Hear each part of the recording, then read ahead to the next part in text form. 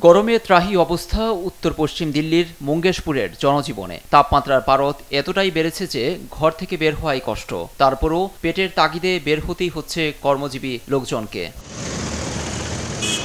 বুধবার নয়াদিল্লিতে রেকর্ড ভাঙা তাপমাত্রায় পরিস্থিতি আরও অবনতি হয়েছে। সেখানকার মুঙ্গেশপুরের এলাকায় 52.9 ডিগ্রি সেলসিয়াসের রেকর্ডের কথা জানায় আবহাওয়া দপ্তর, যেখানে মঙ্গলবার 49.9 ডিগ্রি তাপমাত্রা রেকর্ড করা হয়। সেটিও ছিল রেকর্ড ভাঙা তাপমাত্রা। এমন তাপপ্রবাহে চিন্তার ভাঁজ পড়েছে কেন্দ্রীয় সরকারের। কী কারণে তাপমাত্রা বাড়ছে এ নিয়ে তদন্তেরও ঘোষণা দিয়েছে সংশ্লিষ্ট মহল। দিল্লিতে ভয়াবহ তাপমাত্রা, ঘর থেকে বের হওয়াটাই মুশকিল। দিল্লিতে বসবাস করাটাই দিন দিন কষ্ট হয়ে পড়ছে।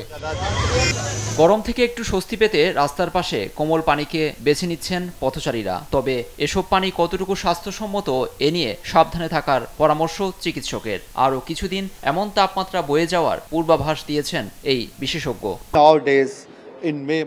মে মাসে অস্বাভাবিক তাপমাত্রা লক্ষ্য করছি আমরা। উত্তর ও পশ্চিম ভারতে আগামী কয়েকদিন তাপমাত্রা বাড়তে কিংবা কমতেও পারে। এই পরিস্থিতিতে পশ্চিম রাজস্থান, পাঞ্জাব, হরিয়ানা, নয়াদিল্লি, উত্তরপ্রদেশে রেড অ্যালার্ট জারি রয়েছে।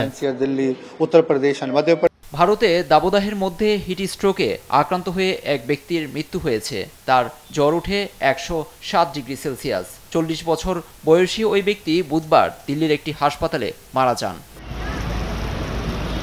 যেসব অঞ্চলের উপর দিয়ে তীব্র তাপপ্রবাহ বয়ে যাচ্ছে সেখানে দেখা দিয়েছে পানির সংকট। কিছু কিছু জায়গায় পানির স্তর নেমে ভোগান্তি চরমে পৌঁছেছে জনজীবনে। লুৎফর কবির, নিউজ ডেস্ক, দেশ টিভি।